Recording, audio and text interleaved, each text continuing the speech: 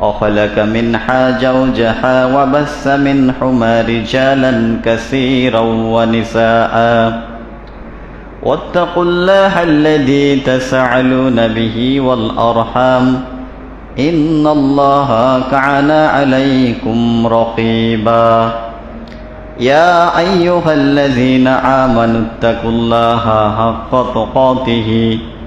حق تقاته ولا تموتن إلا وأنتم مسلمون أما بعد فإن خير الحديث كتاب الله وخير الهدي هدي محمد صلى الله عليه وسلم وشر الأمور محدثاتها وكل محدثة بدعة وكل بدعة ضلالة وكل ضلالة في النار إن الله وملائكته يصلون على النبي يا أيها الذين آمنوا صلوا عليه وسلموا تسليما اللهم صل على محمد وعلى آل محمد كما صليت على إبراهيم وعلى آل إبراهيم إنك حميد مجيد اللهم بارك على محمد وعلى آل محمد كما باركت على إبراهيم وعلى آل إبراهيم إنك حميد مجيد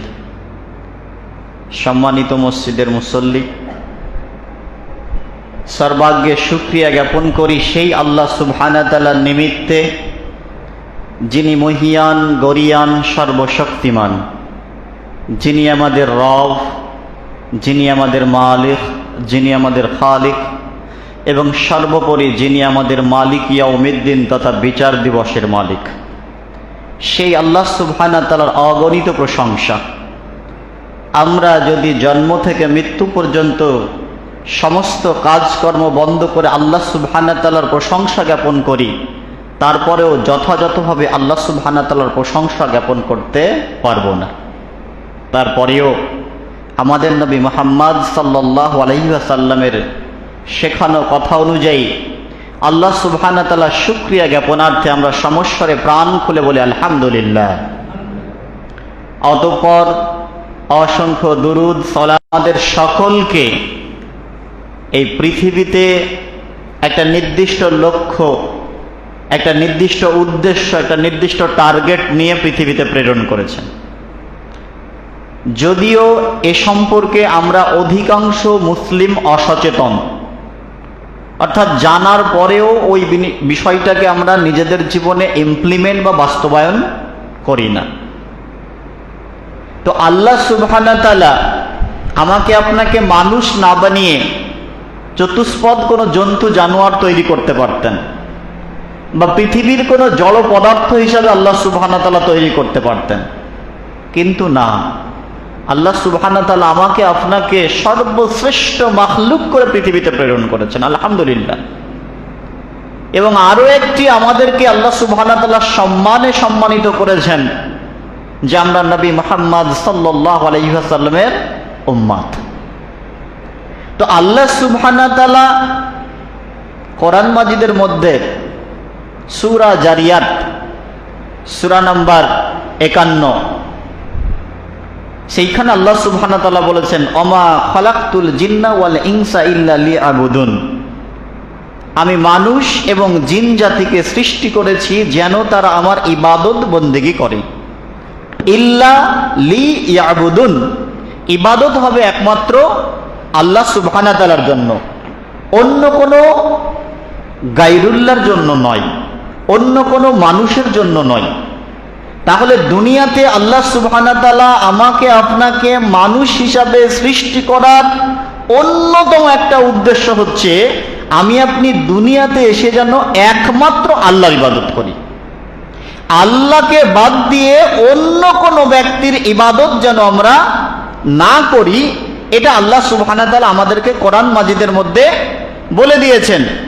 তাহলে আমাদেরকে লক্ষ্য রাখতে হবে যে আল্লাহ সুবহানাহু ওয়া তাআলা যে কথাটা বলে দিয়েছেন, এই কথাটাকে আমাদের নিজেদের জীবনে বাস্তবায়ন করতে হবে।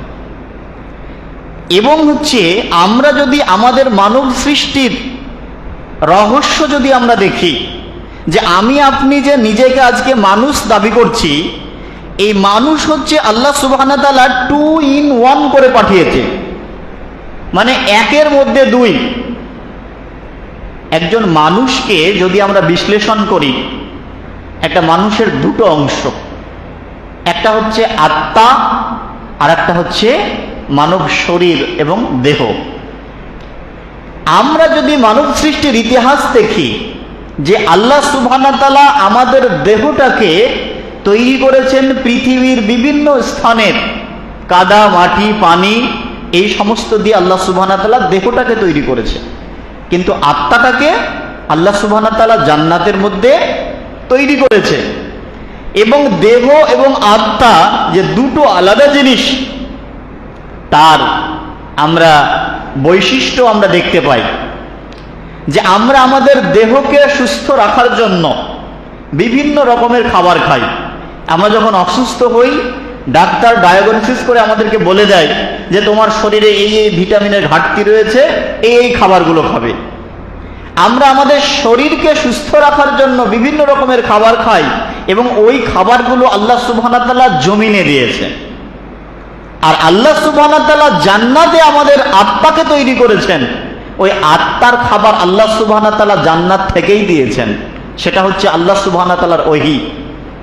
এই আত্মা যখন কোরআন পাই না, এই আত্মা যখন সুন্নাহ পাই না, তখন আত্মা অন্য কোনো নোংরা খাবারকে আঁকড়ে ধরে। যেমনটা দেখেন, বাঘ কিন্তু কখনো ধান খায় না, বাঘ কখনো ঘাস খায় না। বাঘ হচ্ছে একটা মাংসাশী প্রাণী। কখন খায়? যখন আর কোনো খাবার পাওয়া যায় না, তখন নিজের তাড়নায় তখন সে অন্য কোনো খাবারকে খায়। ঠিক অনুরূপভাবে আল্লাহ সুবহানাহু ওয়া তাআলা যে ওহী দিয়েছে আমাদেরকে, কোরআন এবং সুন্নাহ, যখন একজন মানুষ কোরআন এবং সুন্নাহ পায় না, কোরআন এবং সুন্নাহর জ্ঞান অন্বেষণ করে না, তখন সে দুনিয়াবি অশ্লীলতা, বেহায়াপনা, এই সমস্ত জিনিসে মেতে রয়েছে, যেমন গান বাজনা, ভিডিও, থিয়েটার, এই সমস্ত বিষয়। তো আমার সেই দিকের বিষয় বলার উদ্দেশ্য নয়, আমার বলার উদ্দেশ্য এটাই যে আল্লাহ সুবহানাহু ওয়া তাআলা আমার আপনার যে আত্মাটাকে তৈরি করেছে, এই আত্মাটা মায়ের পেটে সেই দিন প্রবেশ করানো হয় যেদিন আমি আপনি মায়ের গর্ভে 43 দিন বয়স হয়েছিল আমার আপনার, তথা 4 মাস যখন বয়স হয়, তখন আল্লাহ সুবহানাহু ওয়া তাআলা ফেরেশতা মারফত মাতৃগর্ভে আত্মাকে ফুঁকে দেন।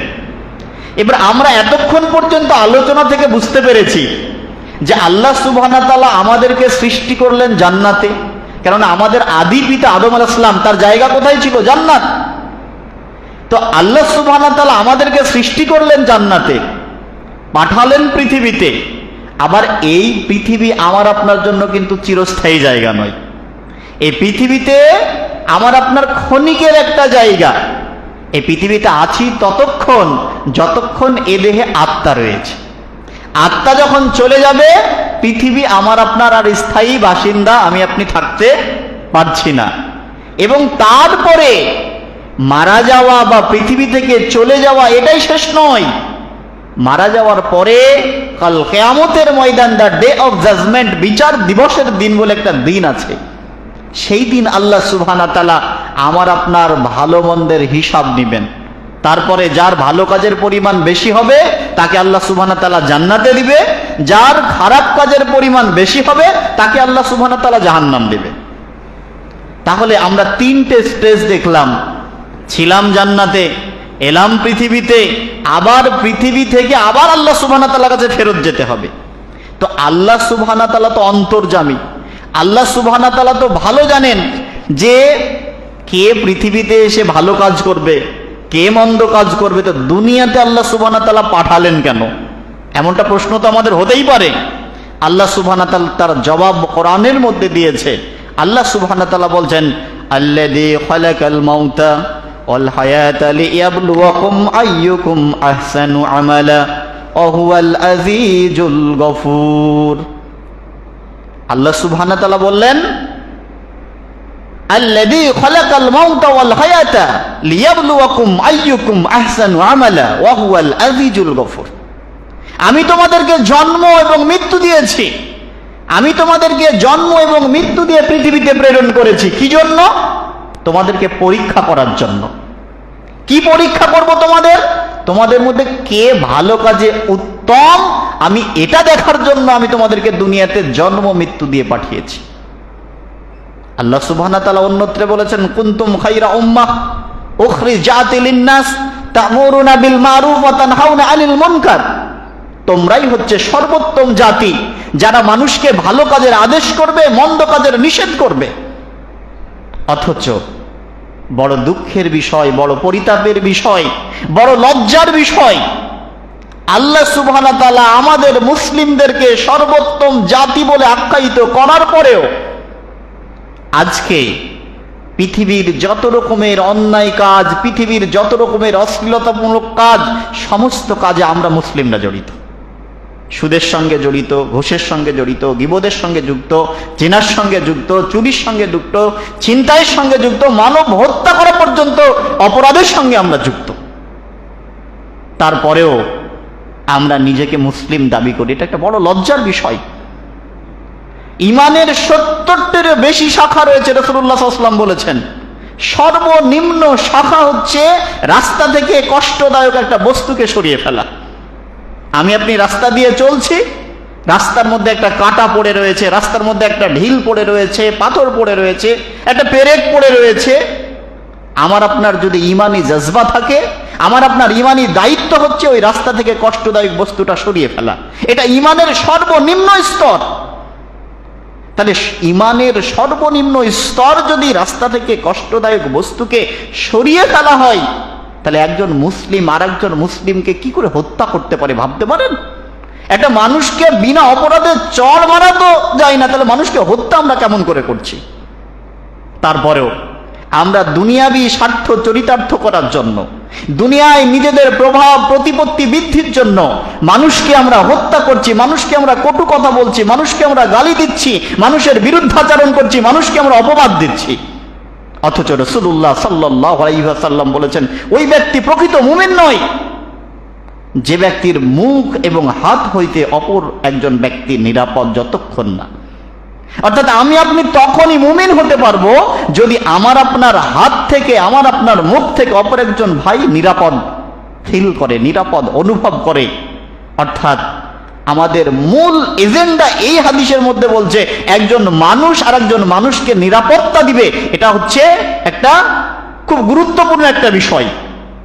তারপরেও আজকের একবিংশ শতাব্দীতে দাঁড়িয়ে বাপের সঙ্গে ছেলের মিল নাই, ভাইয়ের সঙ্গে বোনের মিল নেই, প্রতিবেশীর সঙ্গে প্রতিবেশীর মিল নেই, গ্রামের মানুষের সঙ্গে মানুষের মিল নেই। আজকে কোন পরিস্থিতিতে আমরা আজকে উপস্থিত হয়েছি? সম্মানিত উপস্থিতি, আল্লাহ সুবহানাহু ওয়া তাআলা তো আমাদেরকে বলেছেন যে আমি তোমাদেরকে পরীক্ষা করার জন্য পৃথিবীতে পাঠিয়েছি। আল্লাহ সুবহানাহু ওয়া তাআলার পরীক্ষা বড়ই কঠিন, বড়ই জটিল। আমরা দুনিয়ার পরীক্ষার সঙ্গে আমরা অনেকেই পরিচিত। আমরা দেখেছি যে স্কুল কলেজ, সেগুলো তো আমরা দেখি যে বছরের শেষে একটা পরীক্ষা নেওয়া হয় না, অ্যানুয়াল পরীক্ষা, বাৎসরিক পরীক্ষা। এই পরীক্ষা কেন নেওয়া হয়? যে একজন শিক্ষক মশাই যেন বুঝতে পারে কোন ছাত্র কত বেশি পরিশ্রম করেছে, কে কত বেশি পড়াশোনা করেছে। এবং পরীক্ষার হলে একজন শিক্ষক যদি একজন ছাত্রকে বলে দেয়, একজন ছাত্রীকে বলে দেয়, তোমার এই পরীক্ষার জন্য বরাদ্দকৃত সময় হচ্ছে 3 ঘন্টা, একজন ভালো ছাত্র, একজন ভালো ছাত্রী কখনো চাইবে না যে ওই 3 ঘন্টা সময়টা অবহেলায় অবলীলায় কাটিয়ে দিই। কোনো ভালো ছাত্র ভালো ছাত্রী চাইবে না। কিন্তু তারপরেও আমরা দুনিয়ার পরীক্ষা বুঝতে পারছি, কিন্তু আল্লাহ সুবহানাহু ওয়া তাআলার পরীক্ষা বুঝতে পারি না। দুনিয়ার পরীক্ষা কি? একটা ক্লাসে 100 জন মনে করেন ছাত্রছাত্রী আছে, অঙ্কের পরীক্ষা নেওয়া হবে। ওই 100 জন ছাত্রছাত্রীর জন্য শিক্ষক মশাই কিন্তু 4-5 রকমের কোশ্চেন করে না, একটাই প্রশ্ন তৈরি করে। এবং ওই একটা প্রশ্ন উত্তর লিখতে গিয়ে উত্তরপত্রে দেখা যায় কেউ 100-র মধ্যে 100 পাচ্ছে, কেউ 80 পাচ্ছে, কেউ 90 পাচ্ছে, কেউ কোনো রকমে টেনে টুনে পাস করছে, কেউ 0 পেয়েও ফেলও করছে। শিক্ষক মশাইকে যদি জিজ্ঞেস করা হয়, আপনি তো সারা বছর ক্লাস নিয়েছেন, তারপরও আপনার ক্লাসের ছাত্রছাত্রীদের রেজাল্ট নাম্বার এমন হলো কেন? সে তখন জবাব দিবে, সবার মেরিট সমান নয়, সবার মেধা সমান নয়, তাই যে যত বেশি পরিশ্রম করেছে, যার যত মেধা ভালো, সে তত ভালো রেজাল্ট করেছে। কিন্তু আমার আল্লাহ সুবহানাহু ওয়া তাআলা, আপনার আল্লাহ সুবহানাহু ওয়া তাআলা পৃথিবীর সমস্ত মানুষকে একভাবে পরীক্ষা নেয় না। আল্লাহ সুবহানাহু ওয়া তাআলার পরীক্ষা বড় জটিল, বড় কঠিন। আমরা মানুষ সেটা বুঝতে সামর্থ্যবান নয়। আমরা এলাকায় দেখতে পাই যে আল্লাহ সুবহানাহু ওয়া তাআলা কাউকে পুত্র সন্তান দিয়েছে, আবার কাউকে শুধু কন্যা সন্তান দেয়, কাউকে পুত্র কন্যা উভয়ই দেয়, আবার কাউকে কিছুই দেয় না। এমনটা দেখি কি দেখি না? এটা হচ্ছে আল্লাহ সুবহানাহু ওয়া তাআলার পরীক্ষা। আল্লাহ সুবহানাহু ওয়া তাআলার পরীক্ষা এটা। আল্লাহ সুবহানাহু ওয়া তাআলা সূরার মধ্যে বলছেন, আমি আল্লাহ সুবহানাহু ওয়া তাআলা কাউকে কন্যা সন্তান দিই, কাউকে পুত্র সন্তান দিই, কাউকে পুত্র কন্যা উভয়ই দিই, আবার কাউকে কিছুই দিই না। সন্তান দেওয়ার মালিক আল্লাহ সুবহানাহু ওয়া তাআলা, এটা আল্লাহ সুবহানাহু ওয়া তাআলা বলছেন। কিন্তু বড় আফসোস, আমরা কিছু নামধারী মুসলিম রয়েছি, এই বিশ্বাস আমাদের মনের মধ্যে নেই। বিবাহ করেছে, 10 বছর হয়ে গেছে, 15 বছর হয়ে গেছে, 20 বছর হয়েছে, সন্তান হচ্ছে না, চলে গেল পাথর চাপড়ি, যে সেখানে গিয়ে বলছে, দাতা মাহবুব শাহ তুমি আমাকে একটা সন্তান দাও। মানুষ এত বোকা, এই জন্মের এই প্রজন্ম আছে। মানুষ একটু চিন্তা ভাবনা করে না যে দাতা মাহবুব শাহ এর কি সন্তান দেওয়ার কোনো ক্ষমতা আছে? যদি থাকতো তাহলে সে নিজেই কেন নিঃসন্তান ছিল?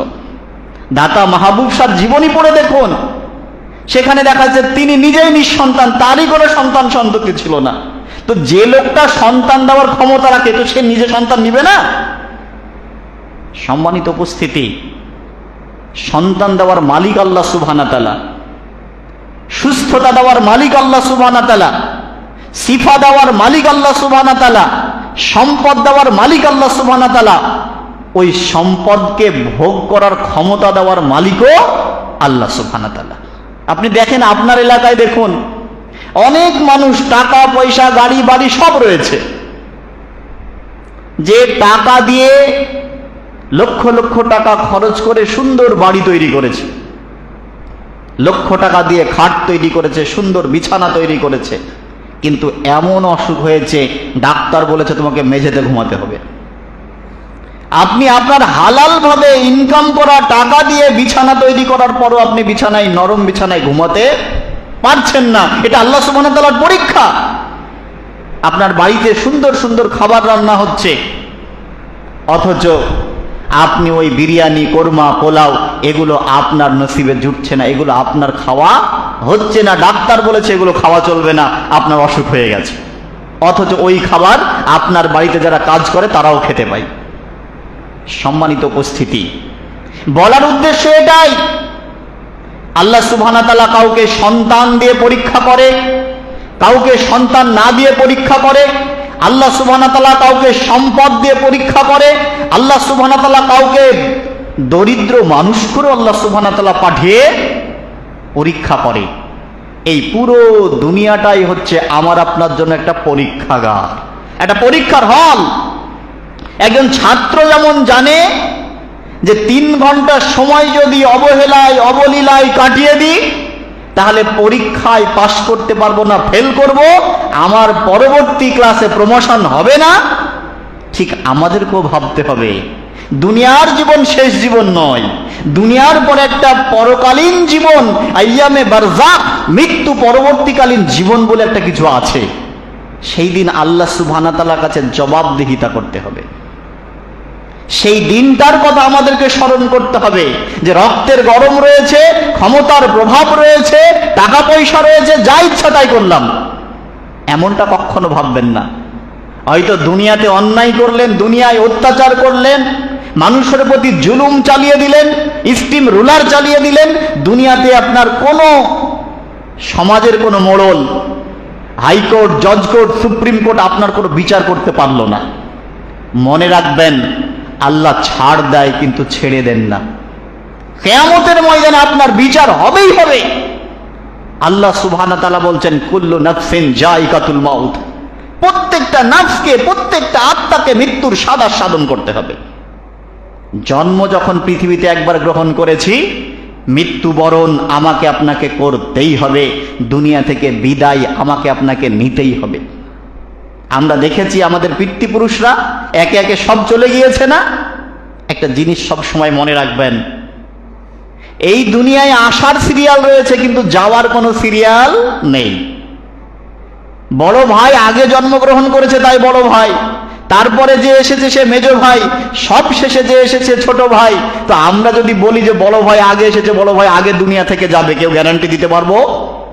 এমনটা গ্যারান্টি আমরা কেউ দিতে পারবো না।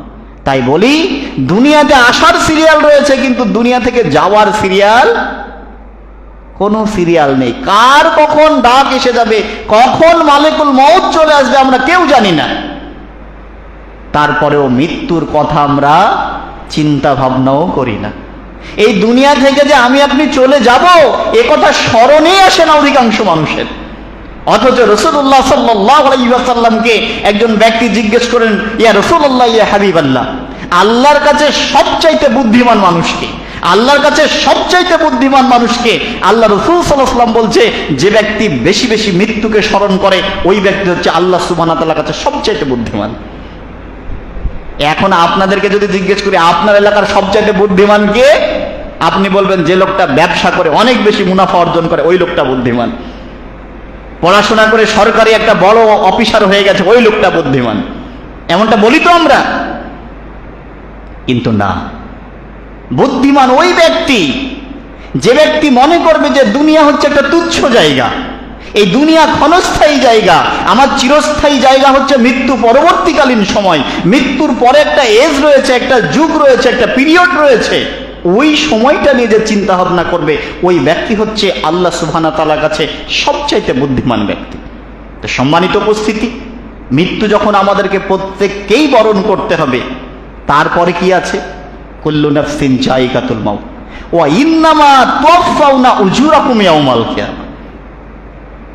তুমি দুনিয়াতে যা কিছু করেছো, তোমার দ্বারা দুনিয়াতে যা কিছু ঘটনা ঘটানো হয়েছে, কিয়ামতের ময়দানে সব তোমার চোখের সামনে তুলে ধরা হবে। ওই যে বলছিলাম, ক্ষমতার মোহ মানুষকে অন্ধ করে দেয়, সমাজের প্রভাব প্রতিপত্তি মানুষকে, মানুষের বিবেককে লোপ পাইয়ে দেয়। কোনটা অন্যায়, কোনটা ন্যায়, বিচার বোধ বুদ্ধি এগুলো কিচ্ছু থাকে না মানুষের। যে যেন তেন উপকারে ক্ষমতা দখল করতে হবে, যেন তেন উপকারে সমাজের নেতা হতে হবে, যেন তেন উপকারে টাকা পয়সা রুজি রোজগার অর্জন করতে হবে। আজকের সেই সময়টাতে এসে আমরা উপস্থিত। এই যুব সন্ধিক্ষণে দাঁড়িয়ে আমাদেরকে এই আয়াতটাকেই যদি, কোরআনের আর অন্য কোনো আয়াত যদি আপনি স্মরণ না করার সময় পান, এই আয়াতটাকেই যদি আমরা স্মরণ করি, কোশ্চিন কালেও আমার আপনার যারা বিন্দুমাত্র অপরাধ বোধ কোনো কাজ হতে পারি না। আমি আপনি প্রকাশ্যে কি অন্যায় করছি তার খবর আল্লাহ সুবহানাহু ওয়া তাআলার কাছে রয়েছে, গোপনে কার বিরুদ্ধে কি ষড়যন্ত্র করেছি সেটাও আল্লাহ সুবহানাহু ওয়া তাআলার কাছে খবর রয়েছে। কিয়ামতের ময়দানে আমার আপনার সামনে আমলনামা তুলে ধরবে যে রাতের অন্ধকারে কি পাপ করেছিলাম, ঘরের মধ্যে কেউ যখন ছিল না মোবাইল নিয়ে কি পাপ করেছিলাম, সব আল্লাহ সুবহানাহু ওয়া তাআলা চোখের সামনে দেখিয়ে দিবে।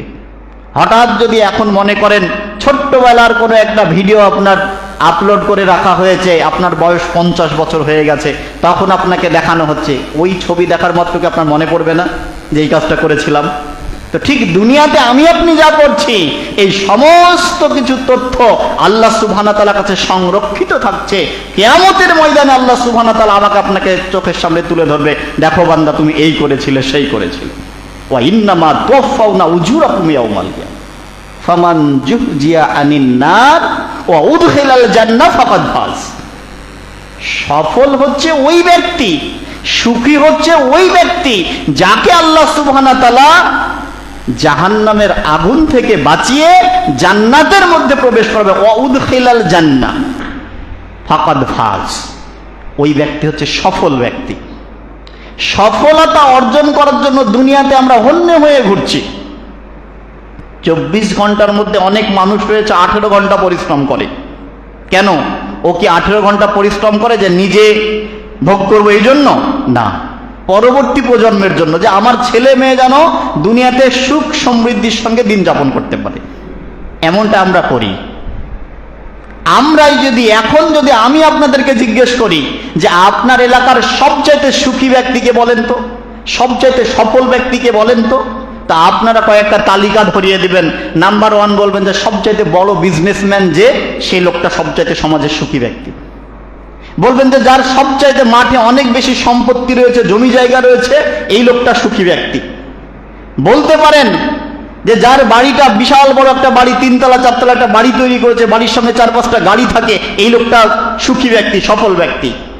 কিন্তু আল্লাহ সুবহানাহু ওয়া তাআলা তো সুখী ব্যক্তি বা সফল ব্যক্তির নিদর্শন দিতে গিয়ে টাকা পয়সা, ধন দৌলত, গাড়ি বাড়ি, ব্যাংক ব্যালেন্স, সহায় সম্পদ, এগুলোকে মানদণ্ড হিসেবে নির্ণয় করেননি। কি মান নির্ণয় করেছেন সফলতার মানদণ্ড? যাকে আল্লাহ সুবহানাহু ওয়া তাআলা কিয়ামতের ময়দানে হিসাব নিকাশ করার পরে জাহান্নামের আগুন থেকে বাঁচিয়ে জান্নাতের মধ্যে প্রবেশ করাবে, ওই ব্যক্তি হচ্ছে সুখী ব্যক্তি। তাহলে আমাকে আপনাকে সফল হওয়ার চেষ্টা করতে হবে, আমাকে আপনাকে সুখী হওয়ার চেষ্টা করতে হবে। আর সুখী হতে গেলে, সফল হতে গেলে জাহান্নাম থেকে বাঁচার চেষ্টা করতে হবে, জান্নাতের মধ্যে যাওয়ার চেষ্টা করতে হবে। যদি জাহান্নাম থেকে বাঁচতে চাই, যদি জান্নাত যেতে চাই, কি করতে হবে? আল্লাহ সুবহানাহু ওয়া তাআলা যে কাজ এবং কর্ম করতে বলেছে সেই কাজ করতে হবে। যে কাজ করতে নিষেধ করেছে সেই কাজ থেকে নিজেকে বিরত থাকতে হবে। রাসূলুল্লাহ সাল্লাল্লাহু আলাইহি ওয়াসাল্লাম যে কাজ করতে বলেছেন সেই কাজ করতে হবে, আর যে কাজ করতে নিষেধ করেছে সেই কাজ থেকে নিজেকে বিরত থাকতে হবে। এর বাইরে আর কোনো পৃথিবীতে ভালো কাজ বলে আর কিছু নেই। তারপরেও আমরা আমাদের পূর্বের আলেম ওলামাদের দোহাই দিয়ে, আমরা আমাদের বাপ দাদার দোহাই দিয়ে, আমরা আমাদের পীর ফকিরের দোহাই দিয়ে সমাজে ভালো বলে অনেক কাজ করছি। এই কদিন আগে ঈদে মিলাদুন্নবী হয়ে গেল না, যে আমরা প্রচারও করলাম যে সবচাইতে বড় ঈদ ঈদে মিলাদুন্নবী। অথচ আল্লাহ রাসূল সাল্লাল্লাহু আলাইহি ওয়াসাল্লাম বলেছেন যে আল্লাহ সুবহানাহু ওয়া তাআলার পক্ষ থেকে তোমাদের জন্য দুটো ঈদ দেওয়া হয়েছে, একটা হচ্ছে ঈদুল ফিতর আর একটা হচ্ছে ঈদুল আজহা। এ ব্যতিরেকে ইসলামে আর তৃতীয় কোনো দিবস নেই।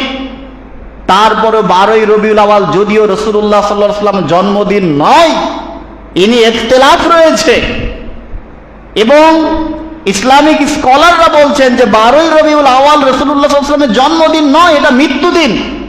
তারপর আমরা ওই মৃত্যু দিনে খুশি পালন করছি। কারা খুশি পালন করছি? অধিকাংশ লোকই হচ্ছে বেনামাজি, অধিকাংশ লোকই হচ্ছে মুখে দাড়ি নেই, অধিকাংশ লোকই হচ্ছে প্যান্ট টাকনুর নিচে পড়ে, অধিকাংশ লোকই হচ্ছে নেশা জাতীয় দ্রব্য পান করে। এরা বলছে এরা হচ্ছে আশেকি রাসূল। নাউযুবিল্লাহ। রাসূলুল্লাহ সাল্লাল্লাহু আলাইহি ওয়াসাল্লাম বলেছেন কুল্লু উম্মাহ উখরিজাত লিন-নাস, রাসূলুল্লাহ সাল্লাল্লাহু আলাইহি ওয়াসাল্লাম বলেছেন আমার সমস্ত উম্মতই জান্নাতে যাবে, আমার সমস্ত উম্মতই জান্নাতে যাবে, কিন্তু আবা ছাড়া। আবাকে যারা আমাকে অস্বীকার করবে তারা হচ্ছে আবা। তো রাসূলুল্লাহ সাল্লাল্লাহু আলাইহি ওয়াসাল্লাম ভবিষ্যৎবাণী করে গিয়েছেন যে নাসারা তথা খ্রিস্টানরা ঈসা ইবনে মারিয়ামকে নিয়ে যেমনটা বাড়াবাড়ি করেছে, তোমরা আমাকে নিয়ে বাড়াবাড়ি করো না। তারপরে আমরা সেই খ্রিস্টানদের পাতা জালে পড়ে গিয়েছি, যে আমরা ভাবলাম আরে ইহুদি খ্রিস্টান ওদের টাকা আছে, আমাদের টাকা নেই, আমাদের নবী জন্মদিন পালন করতে হবে না। অথচ এটাকে আমাদেরকে আমরা দিন বানিয়ে ফেলেছি। আর রাসূলুল্লাহ সাল্লাল্লাহু আলাইহি ওয়াসাল্লাম বলেছেন কুল্লু বিদাতিন দালালা ওয়া কুল্লু দালালাতিন ফিন্নার, যে প্রত্যেকটা নব আবিষ্কৃত জিনিসই হচ্ছে বিদআত, এবং প্রত্যেক বিদআতের হচ্ছে পথভ্রষ্ট, প্রত্যেক পথভ্রষ্টের থাকার জায়গা হচ্ছে জাহান্নাম। তাই তো সবাইকে বারবার বলি, ইবাদত কম হোক কোনো যায় আসে না, কিন্তু ইবাদত বেশি করতে গিয়ে যদি রাসূলুল্লাহ সাল্লাল্লাহু আলাইহি ওয়াসাল্লাম বিরুদ্ধাচরণ করে থাকি, হাদিসের বিরুদ্ধাচরণ করে থাকি, কোরআন সুন্নাহর বিরুদ্ধাচরণ করে থাকি, তাহলে আমার আপনার থাকার জায়গা জাহান্নাম। অতএব নিজের মস্তিষ্ক প্রসূত বুদ্ধি দিয়ে যদি ইসলাম মানতে যাই, আমি আপনি পথভ্রষ্ট হবই হব, এ ব্যাপারে কোনো সন্দেহ নেই। দিন ইসলাম মানার জন্য আল্লাহ সুবহানাহু ওয়া তাআলার পক্ষ থেকে কোরআন নাজেল করা হয়েছে, রাসূলুল্লাহ সাল্লাল্লাহু আলাইহি ওয়াসাল্লামের অসংখ্য সহিহ হাদিস রয়েছে, সেইগুলো দিয়েই আমাদেরকে দ্বীন ইসলাম মানতে হবে। আল্লাহ সুবহানাহু ওয়া তাআলা যেন আমাদেরকে কোরআন এবং সুন্নাহর আনুকূল্যে নিজেদের জীবনটাকে পরিচালিত করার তৌফিক দান করে। সকলে বলি আল্লাহুম্মা আমিন।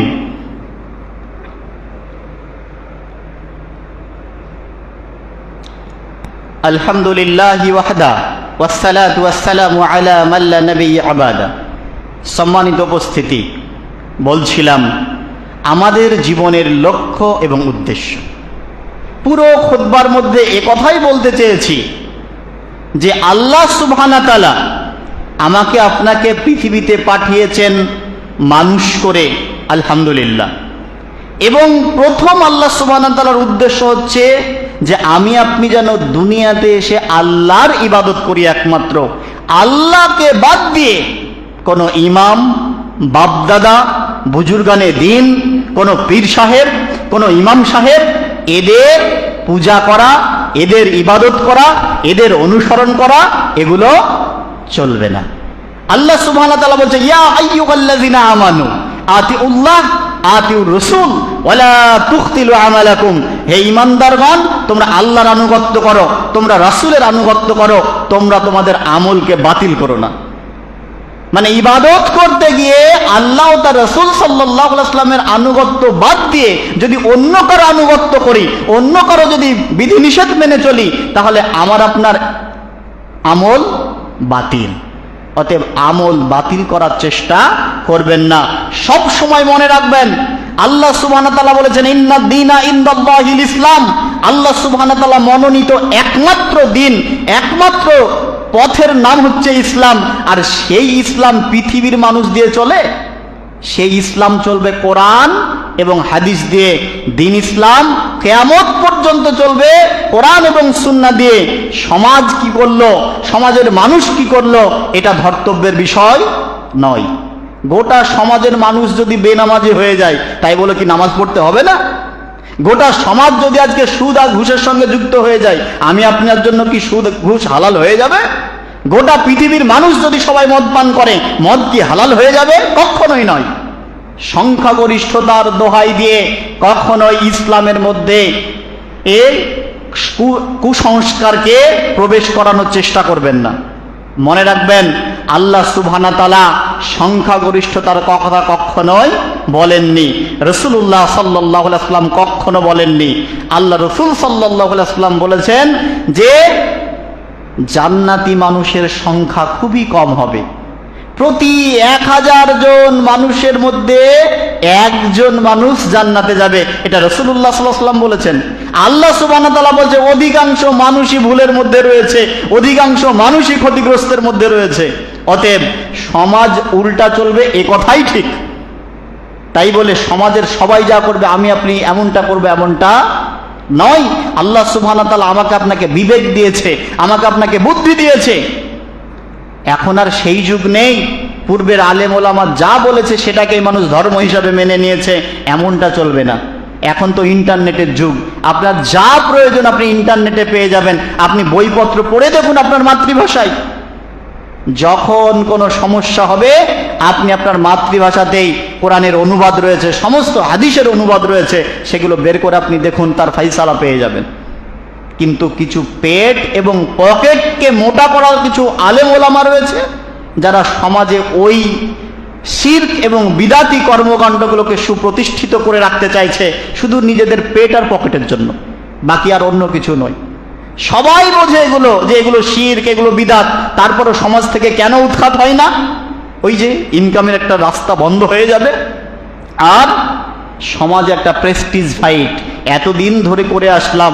এখন যদি মানুষকে বলি যে এটা ভুল করেছি, মানুষ তো ছেড়ে কথা বলবে না। যে আপনি আমাদের মসজিদে 30 বছর ধরে ইমামতি করছেন, এতদিন ধরে আপনি ভুল করলেন মানে, মানুষ তো চেপে ধরবে। এই যে একটা আত্মমর্যাদার ভয়ে মানুষ সত্যকে গোপন করে রেখেছে।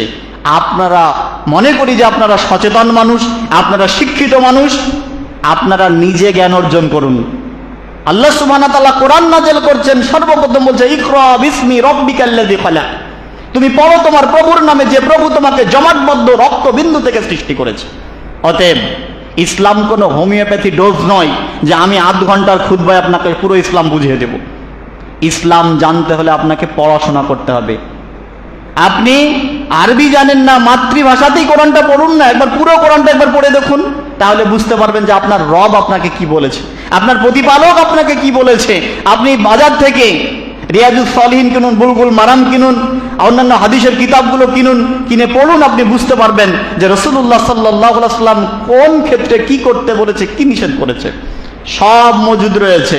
অতএব আলেম ওলামাদের প্রতি, যে সমাজের আলেম ওলামাদের প্রতি আমাদেরকে অন্ধবিশ্বাস রাখাটা, এটা আমার আপনার জন্য বড় কঠিন জায়গা, বড় খারাপ জায়গা। অতএব অন্ধবিশ্বাস নয়। আল্লাহ সুবহানাহু ওয়া তাআলা বলছে ফাসআলু আহলা যিকরি ইন কুনতুম তা'লামুন বিল বাইয়িনাতি ওয়াজ জুবুর।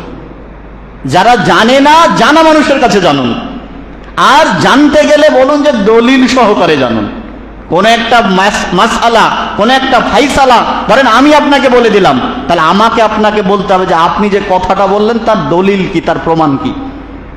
দুনিয়ার জীবনে দলিলের গুরুত্ব আছে। এই যে রাস্তার ধারে যে জায়গাটা পড়ে আছে, কেউ যদি এখন বলে যে এই জায়গাটা বিক্রি করব 10,000 টাকা শতক, কিন্তু দলিল নাই, কেউ কিনবে? একজন পাগলও কিনবে না। তো দুনিয়ার একটা সম্পত্তি, এই সম্পত্তি কেনার জন্য যদি দলিল প্রয়োজন হয়, আর আল্লাহ সুবহানাহু ওয়া তাআলা পৃথিবীর চাইতে 10 গুণ বড় জান্নাত আমার আপনার জন্য রেখেছে, যদি 1 জাররা পরিমাণ ঈমান নিয়ে মৃত্যুবরণ করি, তাহলে সেই জান্নাত কিনতে হলে দলিল লাগবে না গো? অতএব সম্মানিত উপস্থিতি, আমাদেরকে দলিল সংগ্রহ করতে হবে, দলিলের সাপেক্ষে জ্ঞান অর্জন করতে হবে। আর সমাজের আজকে শিরক এবং বিদাত বিপদ সীমার উপর দিয়ে বয়ে বেড়াচ্ছে, প্রবাহিত হচ্ছে। ট্যাগ লাগাই, আমাকে আপনাকে বলে ইহুদি খ্রিস্টানদের দালাল, এরা আমেরিকার দালাল, এদেরকে আমেরিকা থেকে টাকা দেওয়া হয়, এরা মুসলিম উম্মার মধ্যে ফাটল সৃষ্টি করছে, এমনটা বলে কি বলে না? এর জন্য একটু কষ্ট নিবেন না। রাসূলুল্লাহ সাল্লাল্লাহু আলাইহি ওয়াসাল্লামকে কি বলেছে বলেন তো? আল্লাহ রাসূল সাল্লাল্লাহু আলাইহি ওয়াসাল্লাম বলছেন, ইয়া আইয়ুহান নাস ক্বালু লা ইলাহা ইল্লাল্লাহ তুফলিহু। আল্লাহ রাসূল সাল্লাল্লাহু আলাইহি ওয়াসাল্লাম যখন মক্কার জমিনে দাঁড়িয়ে মানুষকে বলছে, হে মানব সকল তোমরা মেনে নাও আল্লাহ ব্যতীত সত্য কোনো মাবুদ নাই, আল্লাহ ব্যতীত সত্য কোনো ইলাহ নেই, তোমরা সফল কাম। তখন আবু লাহাব, আবু জাহাল, উতবা, সাইবা এরা বলছে মানুষ খারাপ হতে পারে, এত খারাপ? আমরা 360 মাবুদের ইবাদত করে আসছি, আর এখন বলছে কোনো মাবুদ চলবে না, এক আল্লাহর ইবাদত করতে হবে, এই মোহাম্মদকে ধরো, এমনটা বলেছিল না? আজকের জমিনে দাঁড়িয়ে আমি আপনি যদি কোরআন সুন্নাহর প্রচার করি, প্রসার করি, যদি বলি যে এটা শিরক, এটা বিদআত, এটা করা যাবে না, এই সুন্নাহ অনুযায়ী চলতে হবে, আল্লাহর কোরআন অনুযায়ী চলতে হবে, হাদিস অনুযায়ী চলতে হবে, তখনই আমার আপনার বিরুদ্ধাচরণ করবেই, এটা স্বাভাবিক। আমাকে আপনাকে গ্রাম থেকে উৎখাত করা হতে পারে, আমাকে আপনাকে মার খেতে হতে পারে। রাসূলুল্লাহ সাল্লাল্লাহু আলাইহি ওয়াসাল্লামের কে মার খেতে হয়েছে। তায়েববাসী কি করেছিল আল্লাহ রাসূল সাল্লাল্লাহু আলাইহি ওয়াসাল্লামকে? এইখানে আমাদেরকে আল্লাহ রাসূল সাল্লাল্লাহু আলাইহি ওয়াসাল্লামের কথাগুলোকে স্মরণ করতে হবে, যে আল্লাহ রাসূল সাল্লাল্লাহু আলাইহি ওয়াসাল্লাম দাওয়াত দিতে গিয়ে হকের পক্ষ অবলম্বন করার জন্য মার পর্যন্ত খেতে হয়েছে, রক্তপাত পর্যন্ত হয়েছে, কিন্তু তিনি কখনো তাদের জন্য বদদুয়া করেন নেই। যে ভাই আপনার বিরুদ্ধাচরণ করছে, কিন্তু তো ভাই আপনার প্রতিবেশী মানে তো ভাই, আপনার রক্তের সম্পর্কের না হোক, ওই ভাই আপনি যেমন জেনে বুঝে এসেছেন, আপনার জন্য একটা সময় লেগেছে, ওই ভাইকেও সময় দিতে হবে। আমাদেরকে হিকমা সহকারে তাদেরকে বোঝাতে হবে। আল্লাহ সুবহানাহু ওয়া তাআলা বলছে উদউ ইলা সাবিলি রাব্বিকা বিল হিকমা, তোমরা মানুষকে রবের পথে ডাকো হিকমা সহকারে। আল্লাহ সুবহানাহু ওয়া তাআলা মুসা আলাইহিস সালামকে ডেকে বলছে, মুসা তুমি যাও ফেরাউনের কাছে গিয়ে আমার পক্ষ থেকে দাওয়াত দাও। তখন মুসা আলাইহিস সালাম বলেছে আমার সঙ্গে হারুনকেও দেন। তা আল্লাহ সুবহানাহু ওয়া তাআলা মুসা আলাইহিস সালামকে বলছে যে মুসা তুমি গিয়ে ফেরাউনের কাছে গিয়ে খুব নরম ভাষায় কথা বলবে, কঠোরতা অবলম্বন করবে না, নরম ভাষায় কথা বলবে। তো দেখুন তো পৃথিবীর সবচাইতে খারাপ মানুষের কাছেও আল্লাহ সুবহানাহু ওয়া তাআলা নরম ভাষায় কথা বলতে বলেছে। অতএব আমার প্রতিবেশী, আমার আত্মীয় স্বজন, এরা তো মুসা আলাইহিস সালামের চাইতে ভালো মানুষ, অতএব তাদের সঙ্গে ভালো আচরণ করুন, উত্তম আচরণ করুন। আপনাকে গালি দেখ তারপরে ভালোবাসুন, আপনাকে মারতে যাক তারপরেও মারটা ঠাকান, আপনি নিজেকে প্রতিহত করুন, কিন্তু তার প্রতি আক্রমণ করবেন না। দেখবেন ওই ভাই একদিন এই আপনার জায়গাতে এসে উপস্থিত হবে, ওমর রাদিয়াল্লাহু তাআলা আনহুর কথা মনে পড়ে? ওমর রাদিয়াল্লাহু তাআলা আনহু আল্লাহ রাসূল সাল্লাল্লাহু আলাইহি ওয়াসাল্লামকে হত্যা করতে গিয়েছে, আর আল্লাহ রাসূল সাল্লাল্লাহু আলাইহি ওয়াসাল্লাম তার আগের দিনে ওমরের জন্য দোয়া করেছিলেন যে আল্লাহ তুমি হয় ওমরকে না হলে আবু জাহালকে তুমি কবুল করে নাও দিন ইসলামের জন্য। আল্লাহ সুবহানাহু ওয়া তাআলা ওমর রাদিয়াল্লাহু তাআলা আনহুকে কবুল করেছিল। এই ওমর যখন খলিফা হয়েছিল, খলিফা হয়ে ওমর রাদিয়াল্লাহু আনহু বলেছিল যে আমার রাজ্যের একজন মানুষ কেন, একজন পশু যদি অর্ধাহারে অনাহারে প্রাণ যায়, আমাকে কিয়ামতের ময়দানে জবাবদিহিতা করতে হবে। অতএব সম্মানিত উপস্থিতি, সম্মানিত ভাই বন্ধু বাবা জীবন, সকলের প্রতি উদাত্ত আহ্বান, আহলান সাহলান মারহাবা। আপনারা সকলে কোরআন সুন্নাহ ছায়াতলে এসেছেন, আলহামদুলিল্লাহ। এটা আল্লাহ সুবহানাহু ওয়া তাআলার বিশাল বড় নিয়ামত। কিন্তু কখনো ভাববেন না যে সহিহ আকীদায় এসেছি, কোরআন সুন্নাহর রাস্তায় এসেছি মানে বিশাল বড় কাজ করে ফেলেছি, এমনটা নয়। এই দ্বীনের পথে টিকে থাকা বিশাল কঠিন, দ্বীনের পথে টিকে থাকা খুবই কঠিন। আল্লাহ সুবহানাহু ওয়া তাআলার কাছে সব সময় দোয়া করবেন, ইয়া মুকাল্লিবাল কুলুব সাব্বিত কলবি আলা দীনিক। হে আমার অন্তরের প্রশান্তকারী, তুমি আমার অন্তরকে তোমার প্রতি অটল থাকার তৌফিক দান করো। অর্থাৎ সদা সর্বদা জীবনে যে কোনো সমস্যা আসুক না কেন, আল্লাহর প্রতি অটল থাকতে হবে। আল্লাহর প্রতি অগাধ বিশ্বাস থেকে কোরআন সুন্নাহ অনুযায়ী জীবনযাপন করুন, ইনশাআল্লাহ আল্লাহ সুবহানাহু ওয়া তাআলা কামিয়াব করবে। এবং নিজেদের জীবনের লক্ষ্য এবং উদ্দেশ্য হচ্ছে দুনিয়াতে বেঁচে থাকাকালীন জীবনে সর্বদা নিজে ভালো কাজ করব, অপরকে ভালো কাজ করার আদেশ করব, নিজে খারাপ কাজ থেকে বিরত থাকব, অপরকে খারাপ কাজ থেকে বিরত থাকার আহ্বান করব, আর মানুষের সঙ্গে কথা বলবো সুন্দরভাবে এবং সাবলীলভাবে, নরম ভাষায়, কাউকে আক্রমণাত্মক দৃষ্টিভঙ্গিতে নয়। আল্লাহ সুবহানাহু ওয়া তাআলা যেন আমাদের সকলকে কবুল করেন। এবং পরিশেষে আল্লাহ সুবহানাহু ওয়া তাআলার কাছে দোয়া এবং দাবি পেশ করি, রব্বুল আলামিন, আমরা আদম সন্তান, আমরা ভুল করতে ভালোবাসি, তুমি ক্ষমা করতে ভালোবাসো। রব্বুল আলামিন, তুমি বলো দয়াবান, তুমি বলো ক্ষমাবান, তুমি বলো রহমান। রব্বুল আলামিন, তুমি আমাদের প্রতি দয়া করো, আমাদের প্রতি রহম করো, আমাদেরকে ক্ষমা করো। সকল বলি আল্লাহুম্মা আমিন। রব্বুল আলামিন, আমাদের যারা আত্মীয় স্বজন, প্রতিবেশী, ভাই বন্ধু, যারা আমাদেরকে না বুঝে না শুনে গালাগালিজ করে, আমাদের প্রতি অপবাদ দেয়, রব্বুল আলামিন তাদের জন্য খাস করে দোয়া করি, তুমি তাদেরকে হেদায়েত দান করো। সকলে বলি আল্লাহুম্মা আমিন। রব্বুল আলামিন, আমরা যখন বিপদের মধ্যে আপতিত হব, সেই সময়ও যেন তোমার প্রতি অগাধ বিশ্বাস রেখে, তোমার প্রতি তাওয়াক্কুল করে যেন মৃত্যু পর্যন্ত কোরআন এবং সুন্নাহ অনুযায়ী নিজেদেরকে পরিচালিত করতে পারি, সেই তৌফিক তুমি দান করো। সকলে বলি আল্লাহুম্মা আমিন। রব্বুল আলামিন, আমরা যে মসজিদ তৈরি করেছি, এই মসজিদকে প্রকৃত যেন আমরা আবাদ করতে পারি, এবং এই মসজিদ থেকেই যেন এলাকায় কোরআন এবং সুন্নাহর প্রচার এবং প্রসার করতে পারি, সেই তৌফিক তুমি আমাদেরকে দান করো। সকলে বলি আল্লাহুম্মা আমিন। রব্বুল আলামিন, মৃত্যু পর্যন্ত আমরা যেন হকের পথে এবং হকের প্রচার করতে করতে যেন দুনিয়া থেকে বিদায় নিতে পারি, সেই তৌফিক তুমি আমাদেরকে দান করো। সকলে বলি আল্লাহুম্মা আমিন। ওয়া আখিরু দাওয়ানা আনিল হামদুলিল্লাহি রাব্বিল আলামিন। আল্লাহুম্মা সাল্লি আলা মুহাম্মাদিন ওয়া আলা আলি মুহাম্মাদ কামা সাল্লাইতা আলা ইব্রাহিম ওয়া আলা আলি ইব্রাহিম ইন্নাকা হামিদুম মাজিদ। আল্লাহুম্মা বারিক আলা মুহাম্মাদিন ওয়া আলা আলি